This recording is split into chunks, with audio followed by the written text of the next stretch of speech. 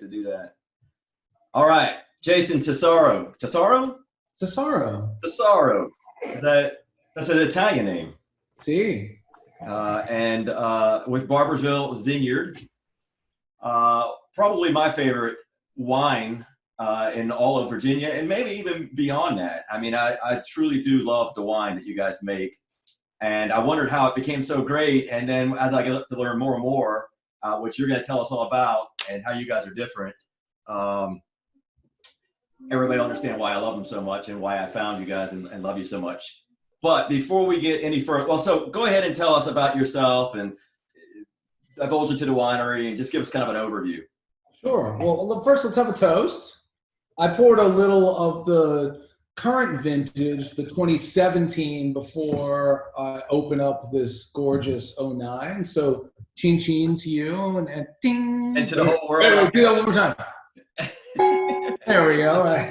This is a Sangiovese that I opened maybe earlier. Well, how did I get here? Quick story. I fell in love with a Virginian while I was studying to be a sommelier. And it was either wine school or law school for me, and I went for the way better homework.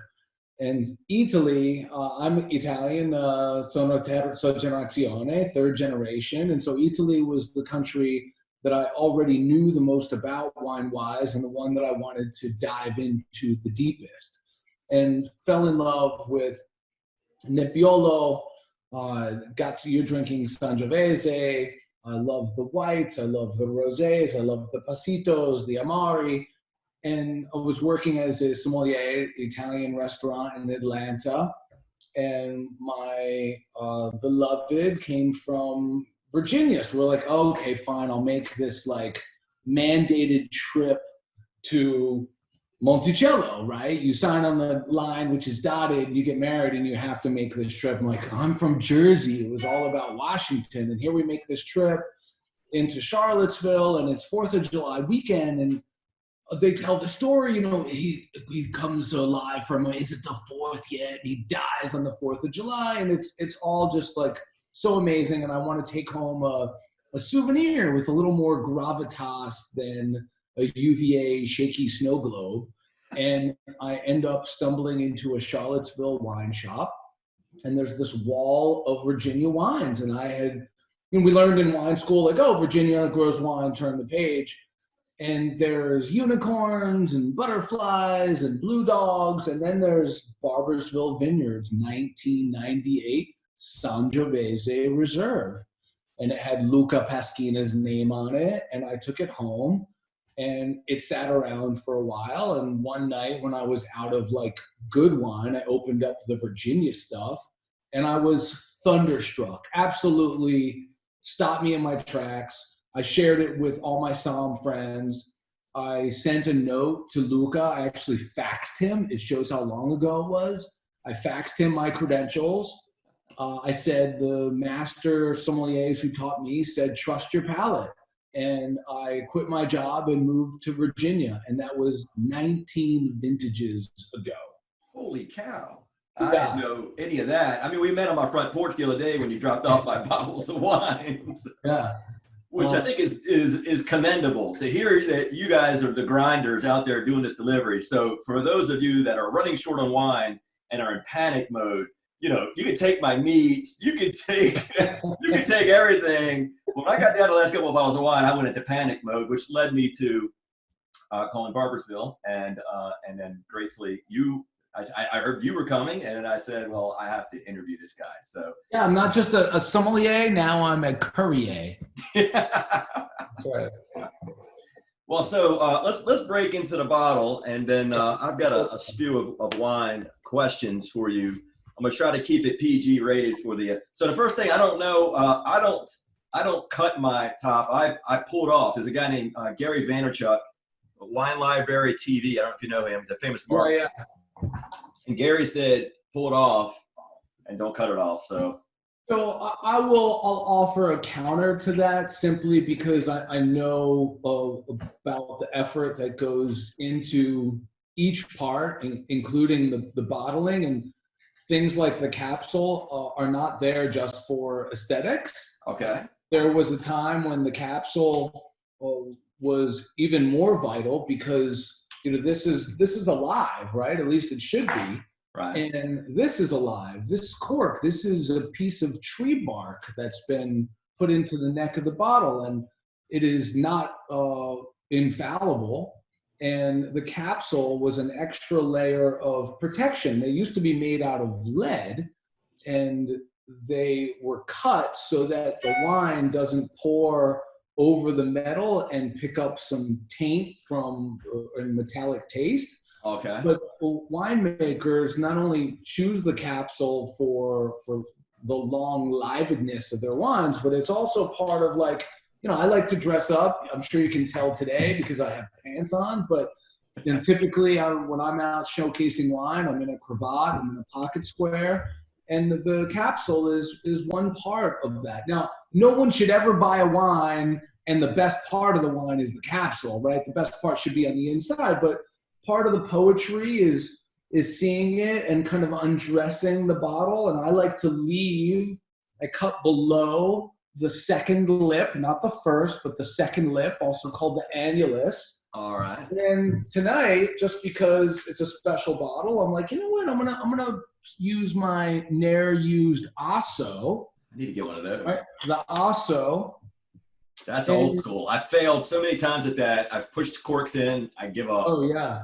Well, I was actually trying to show the kids recently, and I totally failed and pushed the cork in. So I'm challenging myself here. I may totally screwed up. It's not easy to do. This is live. We can't edit it out. We can't edit it out, sir. So the capsule, I get it. You're total utilitarian. I want to drink this bottle, pull the capsule off, but any sommelier would caution you to just think twice because it is part of the experience. Well, this thing has a cutter on the back, and I was taking a shortcut thinking I was doing something smart, and here I am violating a somm rule.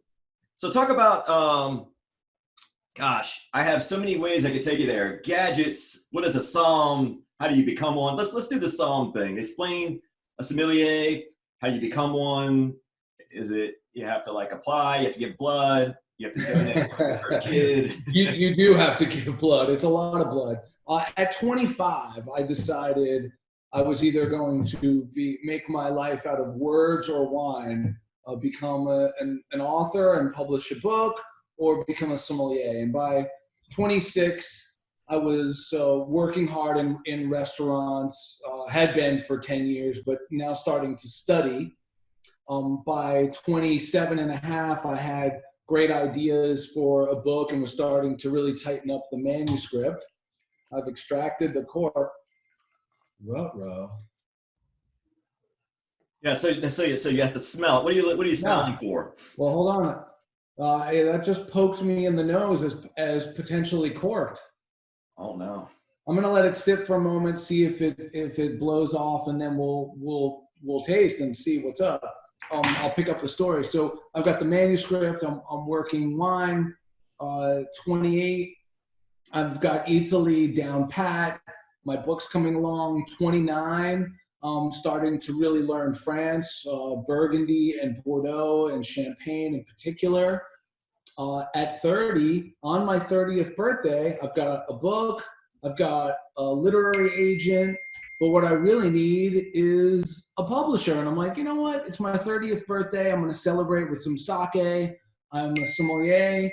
And in the mail that day comes my first publishing contract from Random House. So I'm like, I'm all in on both. So Wine and Words have been with me. I'm now 48, and it's been Wine and Words the whole time. And being a sommelier, you don't climb one mountain and that's it. It's too big of a subject for anyone to know it all. So we all start with a specialty. For me, it was Italy first, and now Virginia. I've written about it for many magazines, Decanter, for Food and Wine magazine, for Travel and Leisure. I've contributed to books about it. I'm working on another story for Decanter now. And I've been to 19 countries, visiting wineries, vineyards, putting my boots in soil and tasting weird grapes from wild places. And I'm absolutely still in love with wine. I am not a master sommelier. That is a different track. That is for if you plan on working on the floor in restaurants and hotels and putting wine lists together. I'm more of an educator. I actually help teach somms and around the world putting on food and wine events is what I do. Yeah, I mean, so I've actually watched some documentary or something at one point and just really like try to understand what it takes. And these guys, and there were women too, can smell a wine and taste the wine and say, this is from this region in France and blah, blah, blah, and this year and this time. Right. And I'm like, how is that possible? Oh, I'll tell you how it's actually, it's really fun. It's fascinating. It's very humbling to do blind tasting. So picture this, right? I've got this Cabernet Franc 2017, the first wine from Virginia, and it's sitting, I'm going to put it right there, okay? I'm trying to get to the answer. And in order to get there, I'm walking down a path and I constantly have options to go left or right. Is the wine white or red? I'm going to plant my flag on red here and keep going. The next choice, does the wine show evidence of gas? Is it still or sparkling? I'm going to go still. Now I start to look at the color. Do I see evidence of age where the color, red wines lose color with age? Am I starting to see a difference between the color in the core and the color at the rim? Or do I see the color going all the way through? And is it a brown red or is it more purple blue, which tells me that it is a youthful wine? Then when I get into the nose, am I finding evidence of wood or is this a stainless steel wine? Is it old wood? Or is it new wood where I smell butterscotch and vanilla? And is the wood muted or really turned up, which tells me I'm probably in the new world? Does the wine smell really ripe for like a place that had a lot of heat, where I start thinking, am I in South America or South Africa or California? Or does it feel more lean and cool, like it came from Alsace, or I'm in Austria, or I'm in Oregon? And then when you taste, am I getting ripe red fruits? Am I getting more forest floor and dirt? Am I tasting tannins or am I tasting acidity? Am I getting texture? And these start leading me down the path. And then I decide, where in the world am I? Am I in a cool place or am I in a warm place? And then I whittle down what warm and cold places grow grapes that have thin skin or thick skin. And finally, it comes time to land somewhere. Okay. I'm in the new world, but I'm drinking an old world style wine. Where does that happen? There aren't that many places. Cabernet Franc is a grape known for its black cherry, cedar, brambly, peppery flavors and not too much tannin, high acidity, and a generous elegance. And that's going to land me in only a few places on planet Earth. And one of the best ones in the world is right here in Virginia. You bet. And I have 4 minutes to do that. I mean, I can't believe how good this wine is. I mean, and I've been to Italy and I've tasted all kinds of wine. I don't even remember what I paid for it, but it's really fantastic. And Cab Franc, between that and a Pinot Noir are probably my favorite styles. But they're both, this is really good. And this is so anybody at home wants to know what I'm drinking and what we're drinking, just to make sure, it is the 2009 Cab Franc from Barbersville. Now, you wouldn't know they have this unless you knew about the wine library. Yeah. Because I complained to you because it's not on your website. It's like you kind of had to know how to get into it. So I called and talked to the lady there, and she directed me on how to find it. I'm doing something that makes me really sad. Don't do it. Drink it. I have to dump it out because, we use natural cork, and natural cork is subject to trichloroanisole. It is a tiny molecule that affects wine. basically is a bacteria that's in the tree bark, in the cork. And humans have the ability to perceive it in parts per trillion. I read a book on it, and it said that it's the equivalent if you were to jump into Lake Superior and someone put in 3 sugar cubes, you'd say, this water tastes sweet. That's how little has to be in it in order for it to affect us. So unfortunately, that cork, it's not that the wine is bad, I got a bad cork, and you don't know it until it affects the wine. So I'm rinsing my glass, and I brought a backup bottle. All right, because I've had maybe one bad bottle that I can really say that it was bad. Now, it wasn't from your winery, but it doesn't matter. It could be anybody's winery. It's the cork. It's not the wine. Yeah. It's not the winemaker's fault. I mean, maybe one day we'll look back and be like, remember when we used to shove tree bark in bottles? But it still is the best thing for allowing wine to engage with air over time. It's not a perfect seal, but you don't want a perfect seal in a wine that's meant to evolve. I'm not looking for a time capsule that's static. I want one that is transformative. So the backup bottle that I brought is this Goodlow Mountain Cab Franc. It's our first single vineyard designated wine on the estate. And my wife hasn't had it yet, so I brought it home and share it with her. All right. What age, what year? This is 2017. Oh, okay. So fairly young. Mm-hmm. So let's talk a little bit about gadgets, because I brought some that I use, and I don't know. I mean, I've got a decanter, and if I'm enjoying with everybody, I'll pour it in here more for the show. And also because when I pour out of a bottle, I cheat here too. You're probably going to yell at me, but I use a pour spout because I didn't want to dump it all over. Because when I pour out of a bottle, it literally goes everywhere. Is this a foul? Am I ruining my wine? Well, I am going to get my decanter. We use one a lot. Yes. Who wrote that? Oh, yeah. I also wrote a little note. Bring the wife in. I use a decanter a lot because, well, one of the reasons, too, is because it's badass and looks cool. It's actually the best way to wake up a wine, particularly a young one that hasn't seen any air, hasn't had the benefit. Your wine has been evolving in that bottle for a decade, right? You know, mine's only been in here for a minute. And then I can be a little aggressive with it, right? I'm trying to really wake this baby up. The other reason to use a decanter is to separate an older wine from sediment, which this doesn't have. So I'm not concerned about that. And now I'm going to pour. How long should it really sit out and aerate? I mean, this comes down to what the wine is. A heavily oaked tannic wine can definitely handle more time. I mean, I'm not decanting Pinot Grigio here. You can decant whites, absolutely, though. Particularly if they're too cold. It's a nice way to warm it up in your hand. And again, I just go to the badassery factor. Like, it's impressive. When you got people over and like you don't know if they're into wine, you could pour some like $12 rosé in a decanter and they're gonna be like, ooh.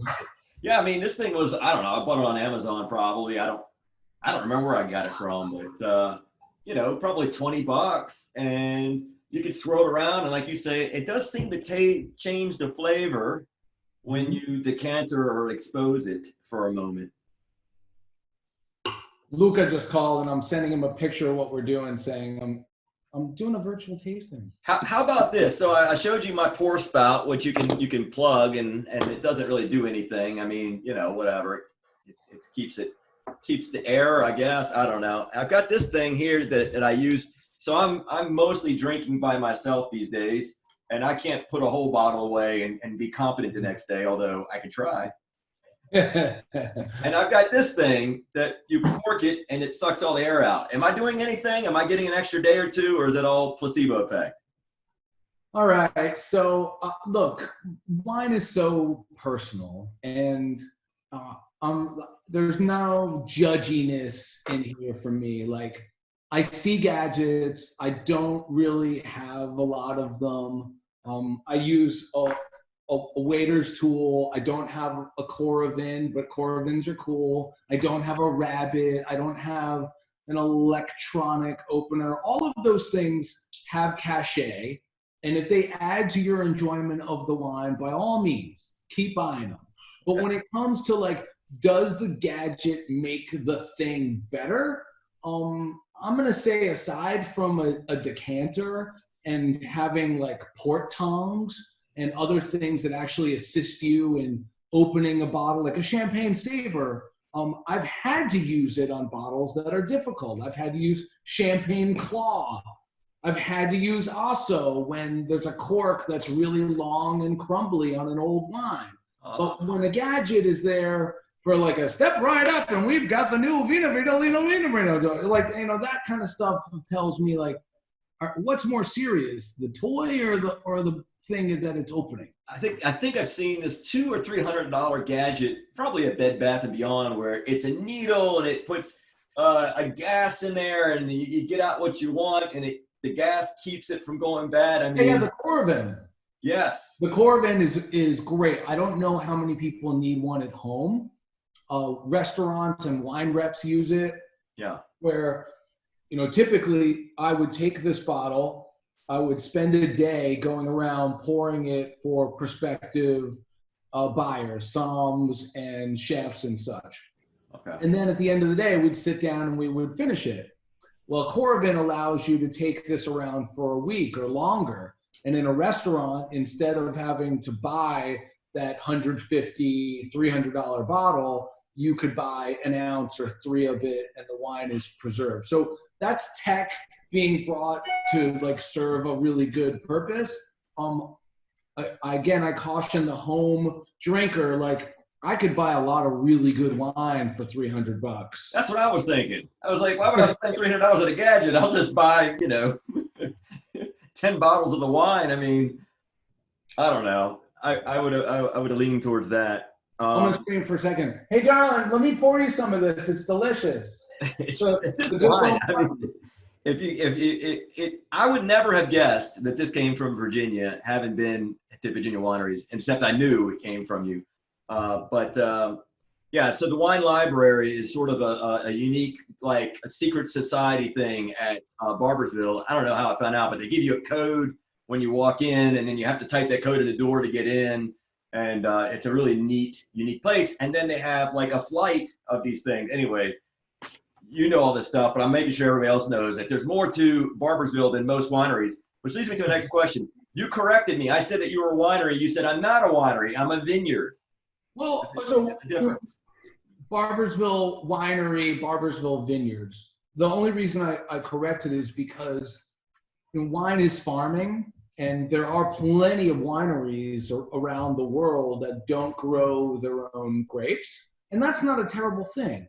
But we're in an age where people talk about provenance. You go to the farmer's market and you want to know whence the watermelon came. And knowing not just where it came from, but who grew it and how they grew it and the philosophy behind it, I think as our F&B, our food and beverage IQ climbs as American consumers, that's having more and more meaning to us. And not just in some trendy, like, oh my gosh, I went local. Forget local. I'm talking about like good and putting love and labor in the ground. So whereas vineyards, saying Barbersville Vineyards may feel like a brand exercise, it's actually a philosophical exercise. In right behind you in your background, the wine you're drinking came from there. That's the library vineyard. Yeah. And those vines aren't for show. That is our crop. That is what we do. I may not be dressed like a farmer. I'm a front of the house guy, as you can tell, but we are absolutely a family of farmers, and grape is our crop. Let me tell you a little something about the library. So, you said secret society, and I'm going to correct that just because I don't want anyone to think that they can't join us. Right. We don't have a wine club. We don't have exclusionary parts of the estate. Every wine that we make, we share. Not every wine is available off of the estate because some we don't make a whole lot of. but we don't have one of those like become a barber's villain and you get wines other people don't get. Like Luca's very egalitarian about wine. We open up nearly everything twice a year in our barrel tastings. And the library is a place where if you want to sit and have a glass a little more contemplative with meats and cheeses overlooking the estate, then you sit in the library. If you're like having a party and you're blasting through like 2 or 3 or 4 wineries with a posse on a bus, like go to the tasting room. Is awesome. It's high energy. There's a big crowd usually before COVID, but the library is where like you come to like have conversation. We've got books, we've got food. It's a little slower, slow food, slow wine, and you drink back vintages. You drink the older wines because we're like, oh, I want to hear what they have to say to me. Definitely, if you're on I call it the marathon, where you're going to try to fit in 5 or 6, wineries in a day, the front, yeah, definitely. But if you want to take your time and maybe go 1, maybe 2, then you go park yourself at a couch and drink a bottle, maybe do a flight and then drink a bottle, have some cheese. Your food is phenomenal. The last time I was there, I was telling you when we were on the front porch, that I saw the olive oil that you were selling from Italy, from a winery that I had visited. That turns out that Luca had a connection with their winemaker, for they grew up together, and that was kind of cool that he asked me where I was from. So much more to it than just a tasting room, which is what you experience in most wineries, I would say. Now, how old do you guys go back? Now, you're not the oldest winery. Well, Barbersville was the first to successfully grow Vitis vinifera in Virginia. Vitis vinifera, like we've all had Pinot Noir and Cabernet Sauvignon, but there's also like Scuppernong and Muscadine and Catawba. Those 3 are actually a completely different species, and they grow wild in Virginia and throughout the States. But there's a reason we're not drinking them. They're not superior for winemaking, but they are naturally resistant to pests and other environmental stresses throughout the US. Thomas Jefferson was the first to attempt to replicate European vine growing in Virginia. He failed due to a pest called phylloxera. And fast forward, Barbersville was the first to successfully grow those grapes in Virginia. Now, interestingly, Jefferson, I mean, he's the father of American wine and certainly the father of Virginia wine. When he came back from his trips to Italy, Spain, and France, he brought with him an Italian viticulturalist, the grape grower, named Filippo Mazzei. And Mazzei's right-hand man was Giannini. Giannini had 11 children, and when Jefferson failed to produce a single bottle of wine and Mazzei gave up, he went back to Italy. Giannini packed up all his kids and went back too, but one son stayed behind. He had fallen in love with a Virginian. I know exactly how he feels. And they had 11 children. And the generations continued. And to this day, there are still Gianninis in Virginia. We had 2 working with us, 2 sisters in Palladio restaurant. I mean, a lot of these Gianninis are now like Bubba and Trey, but I don't know how much Italian they're speaking, but there are Gianninis in the state. And Gabriele Rause, who is the winemaker, he owns his own estate, but he's also the historian at Monticello, bringing back Jefferson, Mazzei's, and Giannini's notes. He tells the story of how the Italians were really the ones who established some kind of footprint of grape growing in Virginia. And I just find it astonishingly poetic that it was the Italians who first did it, and Gabriele Rause was the first winemaker at Barbersville, and now Luca continuing that native thread with the Italians. Wow. I mean, I never knew any of this stuff, and you think you know someone. You think you know a vineyard. That's what it said on Wikipedia anyway. I hope it's true. So when you were standing, we were chatting at the front here, and again, you saved my life. You brought me some wine, and it wasn't like the cheap crap. It was this good stuff. Sounds more essential. That's right. I mean, I can do this quarantine thing forever if I get access to good wine. So I was telling you, when I was in Italy, I had an experience with a wine called Vinsanto, and I said, "Why don't you make it?" And you said, and I said, "It's right here." I have such house envy. I need that in my house. So, Haley, are you watching? You need to get this Paxito next time we go.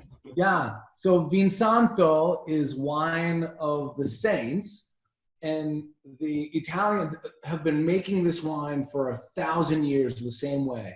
It's a totally natural wine. Like, we're in this era where natural wines are trending. This is a natural wine. You pick the grapes early, so you have preserved the natural acidity, right? This is a sweet wine, but it's not an ice wine. It's not late harvest. It's not botrytis cinerea. You pick the grapes early, you lay them out on racks and naturally air dry them. Dehydrato, the pasito method, you literally pass the air over it, and they turn to raisins. And then we press those raisins, and you get this gorgeous, unctuous juice that you put into casks, untopped up, so they naturally oxidize. That's where you get that color. And then we seal it with wax, because you remember what I was saying about the capsule and how it preserves the cork.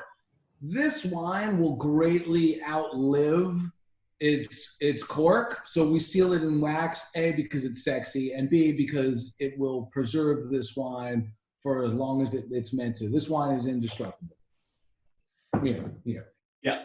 Well, until I get a hold of it. Haley's already commented. She said we're getting another order. So you were saying, is it not normal for a winery or vineyard to make their own wine? Because I know about Michael Shaps and Virginia Wine Works. He produces a lot of the wine and stuff for Virginia, but you're unique in the way that you make your own wine? Are we unique? I would say the numbers are climbing. There are over 300 wineries in Virginia. What percentage of them grow their own grapes? I would be taking a guess, but it's probably somewhere around half to 2/3. I don't think it's much higher than that, because growing your own fruit is difficult. And so what many wineries do is they leave the grape growing to the agricultural experts, and then they are the ones who convert that fruit into what we're drinking. It's also about, you not only have to have the space for the grape growing, but if you're a grape grower, do you then have an entire winery, a crushing facility, a cellar? Do you have a bottling line? So our next Tuesday with Luca broadcast will be actually about that part, the bottling line. Yeah. We are in control of the process from beginning to end. If you, Randy, were a grape grower, you get paid by the tonnage. If you're a winemaker, your reputation is based on quality. And we know that tonnage and quality are not always in alignment. So if you grow your own grapes, you do things like drop clusters onto the ground, because you would rather have your vines produce less fruit that's higher quality than just fill the bins, right? Yeah. If you are low on fruit, what many Virginia vineyards or wineries do, and around the world, is they contract growers. So I may say, Randy, I love where your land is, and I love how things grow. I will pay you to drop fruit on the ground and grow it to my specs. Here's the bonus for you is, it is a gamble if you're a grape grower. You don't get paid until you produce and you deliver that fruit. A contracted grower has a contract, and I tell you how I would like it grown, but you get paid whether Mother Nature dumps hail and snow on you or not. So we share the risk, but in return, I get the kind of fruit that I want, even though I'm not growing it myself. Does that make sense? Yeah, I get that. Yeah, it's I never thought about how that works with the different people. So you got the landowner, you've got the grower, and then you got the guy that presses and makes wine. And it could be three different groups. It could be all the same person. Well, you mentioned Michael Shaps. So Michael Shaps also has his own facility, but he is a kind of flying winemaker in Virginia where he will consult. He'll tell people, hey, here's where you should get your fruit from. Here's how you should grow it. And then when it comes in, I'll use my facilities to press or use yours, and then consult, work with your people on crafting wine from that. So in the current governor's case, he has a wine in there under his own label, the Michael Shaps Meritage, and he also made the Shenandoah Vineyards wine that's in there. He consulted, I believe, at Pippin Hill. So his hand is in many different projects around the state. He's incredible. I think he is an incredibly talented winemaker. He's one of the best for sure. And I was under the impression that he made like 90+% of the wine in Virginia. So you've corrected me. That's a high number, but he does make a lot of them. Right. And he would be one of the first to tell you that it's so important to have good relationships with your growers. I mean, what we just went through in the past fortnight, there were 4 nights out of the last 2 weeks where there were frost warnings, and people got pounded. I talked to the winemaker at Delaplane today. I talked to the winemaker at Pippin Hill today. He told me that Keswick got hit really hard. We got hit, and we turned on the wind machines and brought out we have these, they're called candles. They're giant heaters. We had 2,500 of them, 2,500 of them generating heat, our wind machines stirring the air. There have been years where we've hired helicopters to hover over vineyards and push warm air down. Like, this is a luxury. Yeah. That is the product of a lot of labor and love early on in the year. Okay? When you drink this, remember the people who toil in the vineyards at 3, 4, 5 a.m. to battle the weather in order that we may sit here and Zoom together. I mean, I know a winemaker. I think he's the oldest in business today at Mountain Cove. Al. I don't know if you know Al Weed. He's been around since the 70s, and I have a home next door to him, and I talked to him, and he tells me that he's got fencing all around, but the deer eat a third of what he creates. And so he's fighting the deer, he's fighting pests. I mean, you're almost in the pest control business. I mean, is that, and then you've got, frost, and then you've got, all these things fighting against you, and then you can still be in the cork after all of that. Yeah. That's tough business. Yeah, I mean, that's actually an older picture I see behind you. I'm wondering where that came from. That's several years old because I don't see the terrazza that's been built along the building. What you would see currently right there, is netting in that vineyard. That entire vineyard behind you, the library vineyard, is now covered in bird netting. It's rolled up this time of year.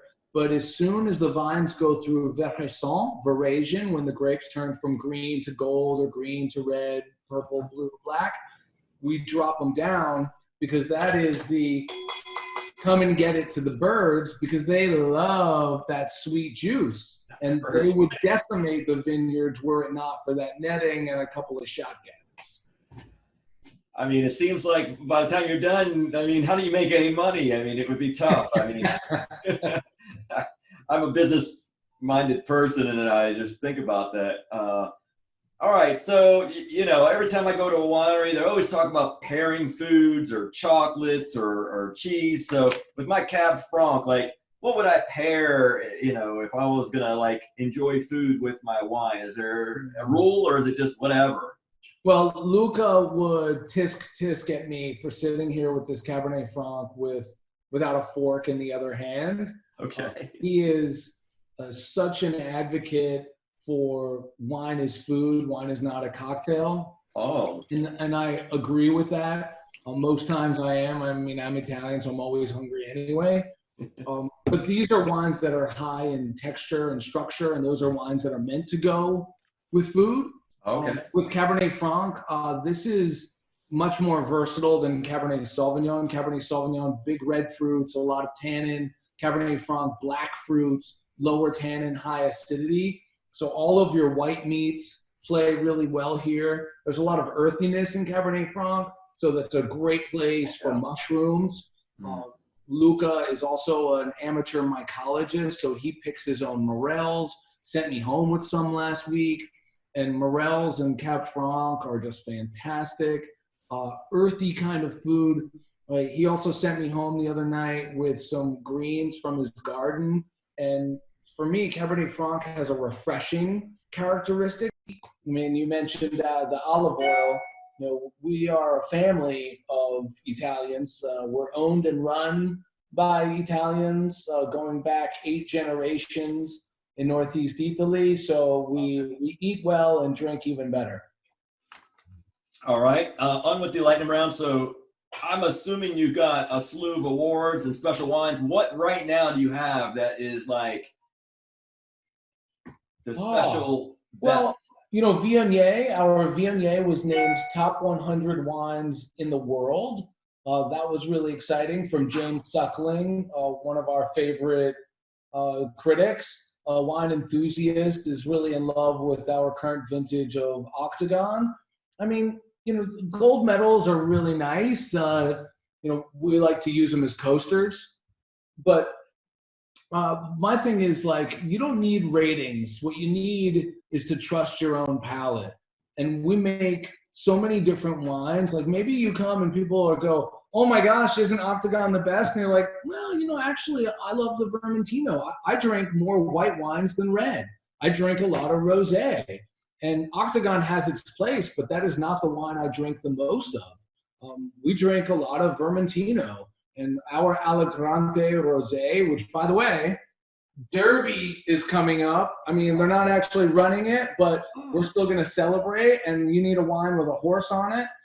Allegrante is fantastic. That's a rosé.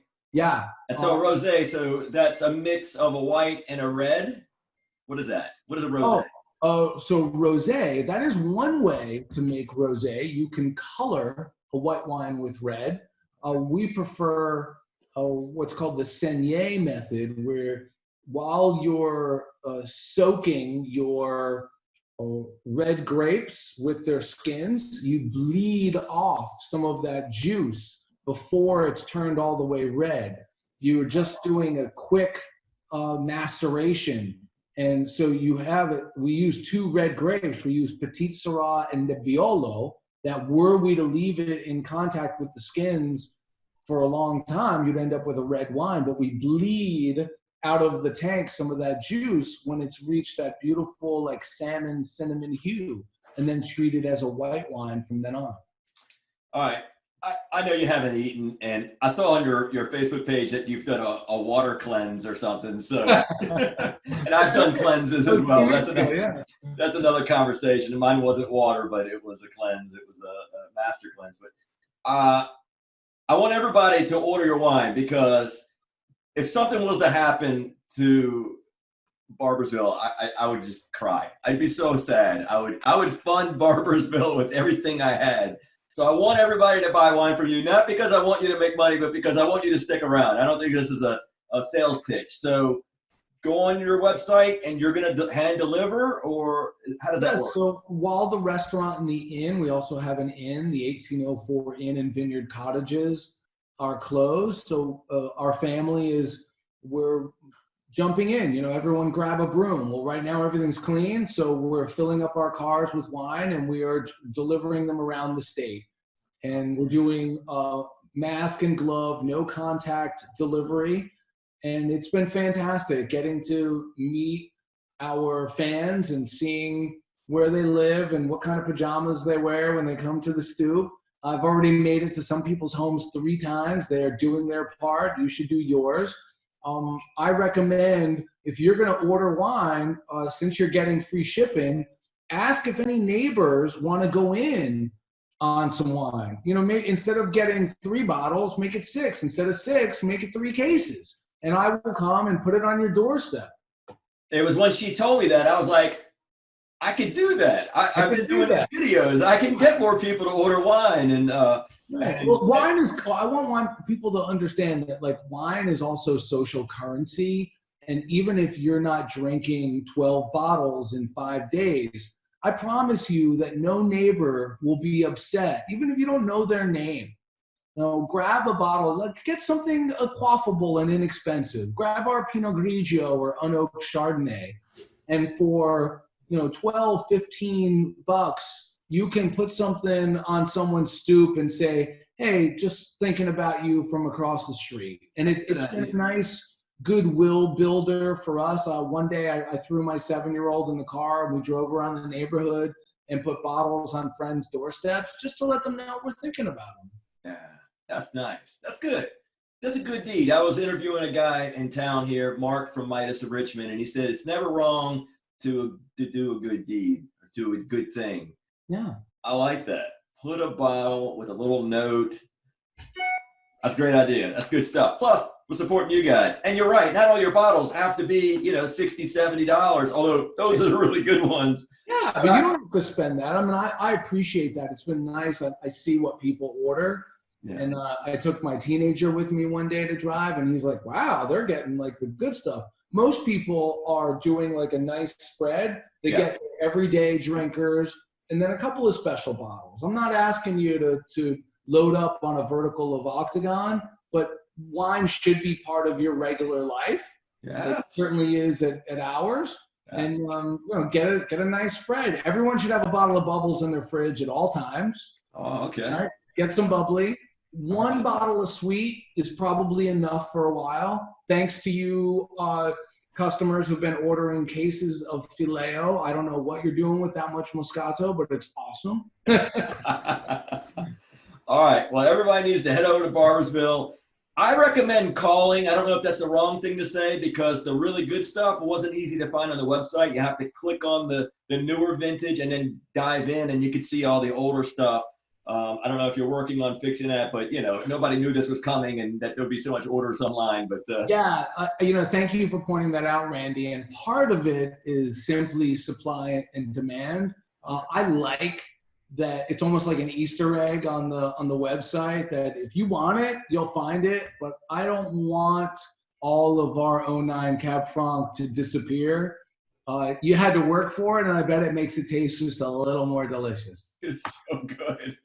I mean, if you haven't had a good bottle of Cab Franc from Barbersville, I cannot describe it. I mean, it's just, anyways. All right, I'm going to let you go eat. I'm going to let you enjoy it. I'm going to kill the rest of this bottle by myself. So nobody call me until like 10 a.m. tomorrow. I appreciate you. Thank you for having me. Thank you for your kind words and support. Keep drinking really good vino. It doesn't have to be mine. I'm glad if it is, but there are plenty of really good. I'm going to throw out a couple of names. Veritas, King Family, Ankita Ridge, Keswick, Glen Manor, Philip Carter, Michael Shaps, 868 Vineyards, Pollock Vineyards, Cardinal Point. There are really good things happening in Virginia. Drink Delaplane and RDV. Support these guys, and I'll see you next time. Thank you. Thank you. I'm so grateful for you doing this. I hope everybody orders a case, and I hope your next trip to Virginia, to Richmond, you need a U-Haul. Woo! Thank you, brother. Ciao, ciao. Ciao. Bye now.